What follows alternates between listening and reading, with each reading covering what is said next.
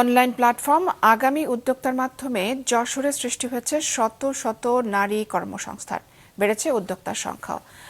প্ল্যাটফর্মটিতে যুক্ত নারী উদ্যোক্তাদের বছরে আয় প্রায় 2.5 কোটি টাকা। যশোর জেলা রিপোর্টার রাহুল রায়ের পাঠানো তথ্য ছবিতে ডেস্ক রিপোর্ট। করোনাকালীন যশোরের অনলাইন অ্যাপ আগামীর উদ্যোক্তার যাত্রা শুরু। সেই সময়ে উদ্দেশ্য ছিল ঘরে বসে কর্মসংস্থানের সুযোগ সৃষ্টি। মাত্র 30 জন নারী উদ্যোক্তা অংশী হন আনকোরা এই উদ্যোগের। বর্তমানে এই অ্যাপে যুক্ত আছেন 800 নারী উদ্যোক্তা।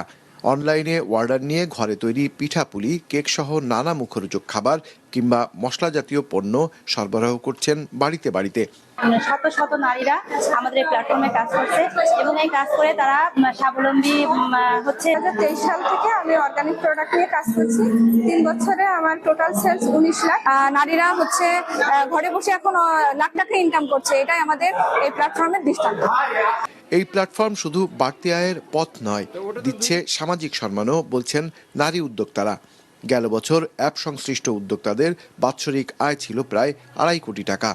এই যে অর্ধযুগে পদার্পণ উৎসব আমরা পালন করলাম, এই অর্ধযুগে পদার্পণের মাধ্যমে কিন্তু আমাদের 2.47 লক্ষ টাকা কিন্তু শুধুমাত্র এই বছরের চেয়ে, যেখানে প্রত্যেক উদ্যোক্তার প্রতি আমরা কৃতজ্ঞ এবং আমাদের কাস্টমারদের প্রতি আমরা কৃতজ্ঞ। যারা আগামীতে আরো বেশি উদ্যোক্তা ও কর্মসংস্থান সৃষ্টি করতে নতুন পরিকল্পনা নেওয়ার কথা জানিয়েছেন প্ল্যাটফর্মটির উদ্যোক্তারা।